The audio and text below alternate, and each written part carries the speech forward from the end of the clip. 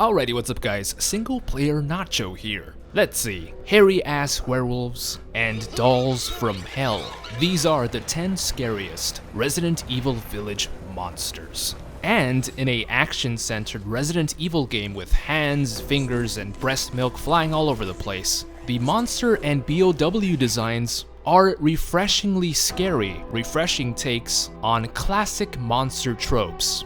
Now, it's really hard to scare people 8 times in a row. This is the 8th Resident Evil mainline game. And after your 7th run, you're probably thinking, sorry, evil winged asswipe, here's a Call of Duty Black Ops no scope for you. So we're turning our attention away from gameplay and looking at design, the sounds these monsters make, a little bit of lore. We have to look at these things up close and personal.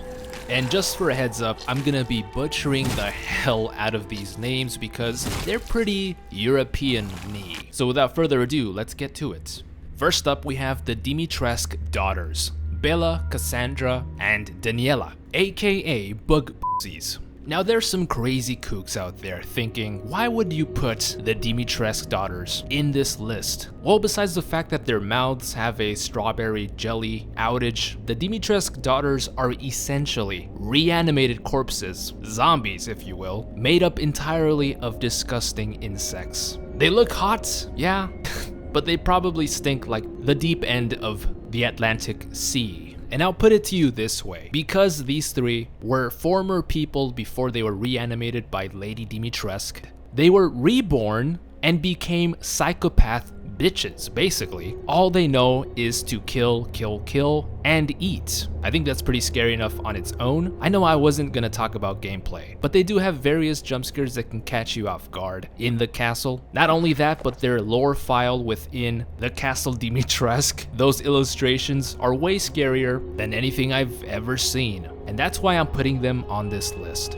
Next up, we have the LYCANS, aka Moon Simps. Now, personally, on a personal level, werewolves are like top 3 scariest mumbo jumbo for me creature-wise. I'm gonna play the clip from the movie that traumatized me when I was like 4 years old. It's a werewolf movie, and let's get back into the video, putting them at number 9 because of how feral, vicious, and scary face, bloody monsters these are. LYCANS are undoubtedly scary. Ooh, and what's worse, they retain that wolf-like mentality. They attack you in packs. Sharp teeth and glowy eyes. I don't think I have to describe them any more than that. They are just so fucking creepy. And they got muscles on them. They're built like a rock. The Rock. I remember that senseless bit of violence in the beginning of the game where Ethan loses half of his hand. Like, oh, okay, these are the kind of enemies that will eat you alive. Just overall a very creepy ass design. LYCANS at number 9. Next up, we have Mother Miranda, aka Raven Software. What the fuck with these Call of Duty references today? I think that Mother Miranda belongs on this list because anyone that cares that much about their baby. Miranda has been looking for a suitable vessel for her daughter Ava for like 300 years? 200 years? Anyone that cares that much is already a creepy psychopath. Just look at her laboratory. There's pictures, cadeaux. I mean, basically all of the horrible things that are happening in Resident Evil Village are linked directly to Mother Miranda's insane mama bear attitude. This is the woman that inspired Umbrella to its core. You gotta be horrendous to be that person. She transforms into people's phobias. There's a spider form, a winged beast that swoops in. Kind of reminds me of the Jeepers Creepers guy. I think a lot of fans were surprised at how scared they were at this last final boss. And that trick she does when she goes completely silent and dark, that can be quite terrifying as well, on the first playthrough anyway. This lady, she's a real heart ripper person, Mother Miranda. Next up, we have URIAS, aka the Big Beef, like the big cheese. Alright. URIAS, the enormous wolfman, hammer-wielding beef breath. Could you imagine that stench? A lot of people will agree that URIAS owns one of those holy shit moments during that first playthrough, when he comes in during that village siege It was kind of the same effect when the Chainsaw Man arrived in Resident Evil 4's initial siege of the village. Except this guy automatically dwarfs you, and when you're running away from him, there's always that little scary thing of like, is this guy long enough to hit me? Little panic mode for you right there. Bigger, badder wolf is gonna be scary regardless. And if it scares Chris Boulder, Redstein, Field, Boulder, you got something special going on here, Urias. Lobo, I got a tough guy here. I'm gonna need backup. Now there are two different variants of Urias. There's the one you meet at the village, and there's Urias Strager. Butchered that name. These two are brothers, believe it or not, before and after infection, and both can just honestly go to hell, please. Next up, we have the MOROAICA, aka the Kardashians on the inside.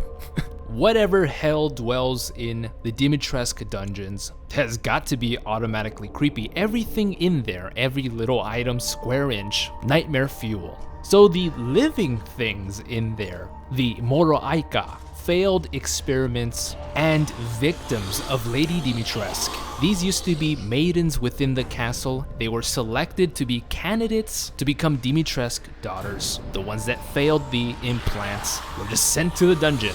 That on itself is very sad and tragic, but the thought of what these maidens, these girls experienced. Imagine being alone in a cell, starved to death, and you see various other girls slowly become monsters, wretched, foul-smelling, sword-wielding for some reason, starved creatures. It's hard to beat that. These things are hooded though. When you do get to see their face a little bit, holy crap. Gross City. Get that out of my precious Ethan Winters face. Next up we have the URIAS DRAC, aka Dakota Fanning 2.0. Now the surprise on my face when the first URIAS DRAC dropped in towards the Beneviento treasure. Holy shit. Now there's a distinction that has to be made here between the URIAS DRAC and the URIAS other guy. The other URIAS is quite cuddly looking. He's fluffy. Still scary, but fluffy. There's no cuddling to be had here. URIAS DRAC and his brutish qualities. Decaying skin, like what is going on here? This is such a mystery package monster. Probably stands around 15, 12 feet tall, and it's got mating noises, real mating noises. But the baldness of this Urias really makes me want to compare Urias to El Gigante in Resident Evil 4, now that Dakota Fanning nickname makes sense. Now there are two Urias Dracs in the game. The second one, the scenario in which you find this horrendous being. I don't know what it's doing, it's grounding bones and meat of an unidentified victim. You can try to sneak your way around the treasure found in the Cannibal's Plunder. That's the area name. So creepy. But it's a lost cause because that Urias Drac is programmed to find you and kill you as fast as he can. Pretty easy to do because, well, he's gigantic. Urias Drac, very creepy face, creepy everything. Next up we have Puppet Angie, aka Mary Shaw. Now creepy dolls are such a generic little jump scare thingy majingy, but Angie is not just some possessed doll from the spirit of whoever the fuck. This is a little B.O.W, or at least that's what it's supposed to look like during the hallucination. You peel back that face and there's tentacles and meat. It's such an awesome take on creepy doll stuff. You arrive to the Beneviento house, and that portrait. Look at Donna Beneviento's black eyes. That's the puppeteer. I think a lot of people shit their pants correctly when they approached this area. And again, it's all about scenario with this one. When she gets her little puppet friends out there to stab you, it's bad. I don't know what kind of possessed reverse track is playing during this part of the game. I don't know what it is. It creeps me out so bad. The doll attacks are also pretty funny, but they'll come out of nowhere at the same time. And I have to give huge props to Angie's voice actress, Paula Rhodes. That insane laughter. You have to be really talented to make this noise. Next up we have the Soldats, aka Decepticux. Oh my, a Soldat face strangely looks Resident Evil 0 inspired. And I think that's the most horrifying attribute alone. What's going on here? Now, of course, soldats are victims in their past lives, villagers taken in forcefully and experimented on. Unlike the MOROAICA in the castle, Karl Heisenberg has some mechanical nuances to work out with the soldats. There's a lot of shock therapy going on in Karl Heisenberg's factory, so that probably explains the soldats' white, bulby eyes. Can't really say much about the mouth. Goddamn creepy ass mouth. I love this design for a monster. It's scary, but also pretty damn cool looking. Kind of like the Verdugo and the Garrador in Resident Evil 4. It just gives me that coolness factor. What's not very cool and fresh is how these soldats are created. There's a little file within the factory that explains it all. The scary ass thought that young adults in the village were plucked out of their regular lives, tortured, mutilated in Karl Heisenberg's factory. And the result is that face? I mean, come on, it's scary. And the soldats do say something, but it's such gibberish, metallic gibberish. I wonder what it is that they're trying to say to Ethan Winters.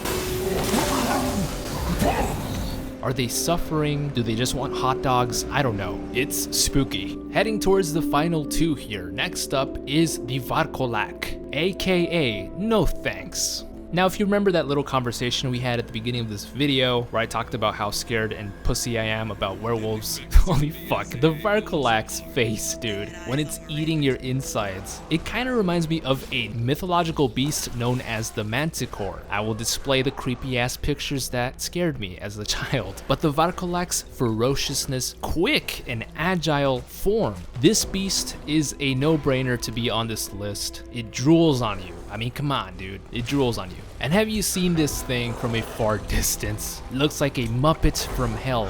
That's a very interesting thing to focus on. The mouth. Puppet mouth, that is. The VARCOLAC is so ferocious, so incredibly vile. It opens its mouth to chew on people so wide that the mouth corners, I don't know the biological term for this, is ripping its flesh off.